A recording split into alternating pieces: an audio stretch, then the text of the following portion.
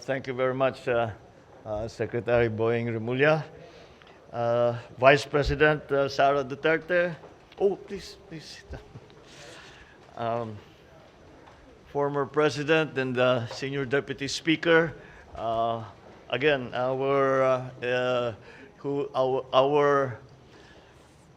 in this case, our consultant who actually was leading the way in many of our meetings, former President Gloria Macapagal Arroyo, House Speaker Martin Romualdez, His Excellency Wang Zilian, the Ambassador of China to the Philippines, members of the Cabinet that are here with us, including the Cabinet members who joined us in the delegation, and Senator Jaime Marcos, the head of the Foreign Relations Committee in the Senate, and of course, First Lady Luis Araneta Marcos. I believe Congressman Marcos of Ilocos Norte is also around. Congressman Antonino Calixto, I saw when we came in.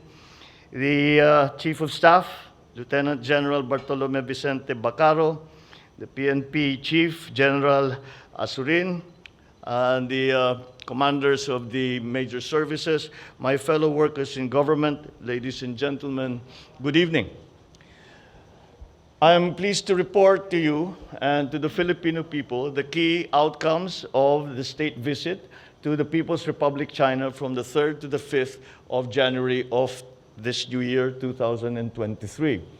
I had cordial and fruitful engagements with the President Xi Jinping, Premier Li Keqiang, and National People's Congress Chairman Li Zhanshu.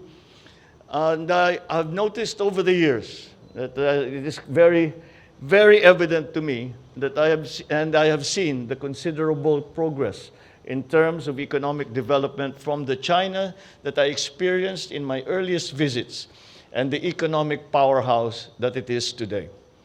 I recognize how China's development has positively impacted our relationship with our Chinese friends, especially considering that the Philippines' ties with China as a close neighbor and important bilateral partner. During our meeting, President Xi and I had a comprehensive discussion on the overall state of bilateral relations between the Philippines and China. Our conversation covered important facets of our relations, particularly agriculture, energy, infrastructure, trade and investment, science and technology, and of course, people-to-people ties. We renewed our commitment to strengthen bilateral cooperation as close neighbors in the Asia-Pacific region. The visit offered us an opportunity to exchange views on important issues that affect regional and global peace, stability, and development. As we embark on a new chapter of our bilateral ties, President Xi and I shared the commitment to do everything possible to ensure that the Philippines and China will continue the positive trajectory of our relations, which has been elevated to that of a comprehensive strategic cooperation since 2018. The Chinese President and I were able to witness the signing of 14 government agreements that will broaden and deepen our ties in many vital, important areas.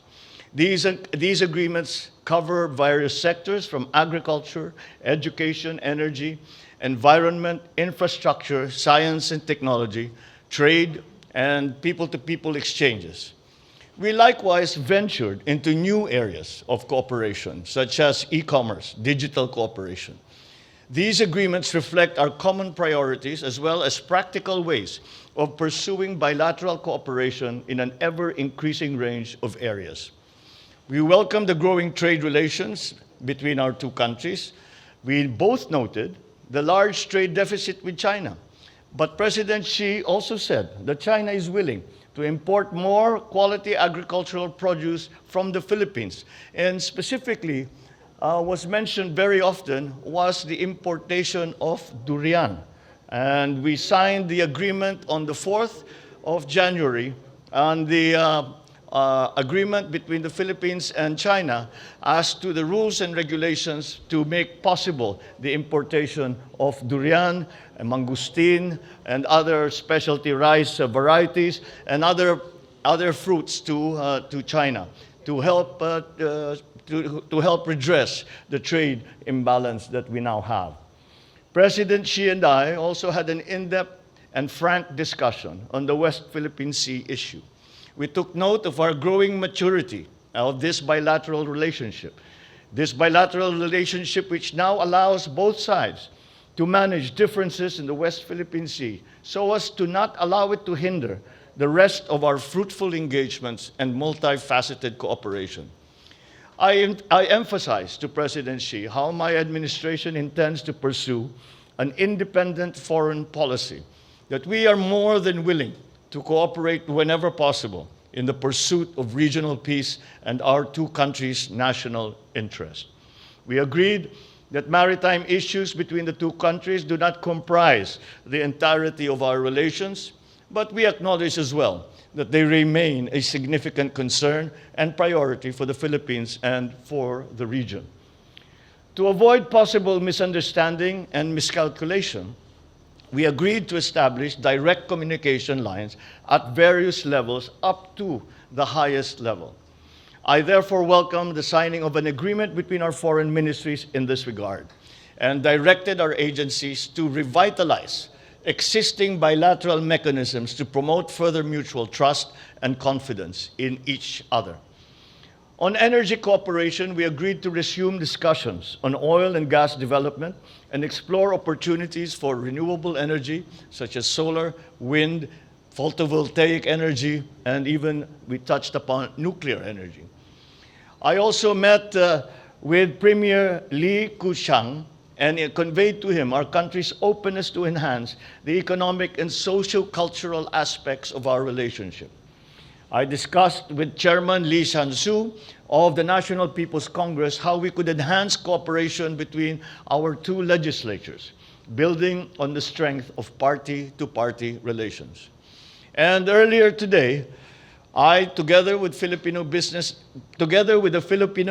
delegation, met with Chinese business leaders and investors from top corporations and conducted roundtable meetings focusing on renewable energy, agribusiness, nickel processing, battery and electric vehicle manufacturing. I am pleased to inform you that there has been an overwhelming response from the Chinese business community on the investment and trade opportunities in our economy. The various Chinese companies participating in these meetings presented their investment plans in the Philippines, totaling $22.8 billion and trade purchase intentions of close to $2.1 billion. When realized, these investments will support our country's economic recovery efforts and create more jobs for Filipinos within our country. We will be releasing a more detailed breakdown of those numbers, which will be included in the final report of the delegation. Before I conclude, I reiterate my deep appreciation to President Xi for his gracious invitation and to the Chinese government for the opportunity to reaffirm and deepen the friendship between our two countries and to explore avenues of cooperation that are mutually beneficial. And finally, I thank our kababayans in China for their continuing support and trust, which will continue to inspire and motivate me to do my best as I steer our country towards an inclusive and sustainable development. It was unfortunate, however, that it was not possible to hold a meeting with our countrymen in China, seeing as the COVID protocols are still in place. But nonetheless, we are still reaching out to them and thanking them once again for their support. I think that this is a very good beginning. I do not believe this will be the last visit that we will be making to China, and we are anticipating, as I continually reiterated an invitation to President Xi and Madam Pang to come to the Philippines and visit with us on perhaps a state visit, an official visit in the future. And with that, the strengthening relationship with China and the Philippines, we can only help smooth the way to a greater and deeper and stronger partnership between our two countries, which will also give us a stronger foundation to resolve whatever issues may continue between our two countries. I consider that despite the fact that we were there for essentially 2 days and working for about a day and a half, there is much that we have been able to achieve, but as I said, it is a good start, and we will continue to work on this most important relationship with this most important partner of the Republic of the Philippines. Maraming salamat po at magandang araw po sa inyong lahat.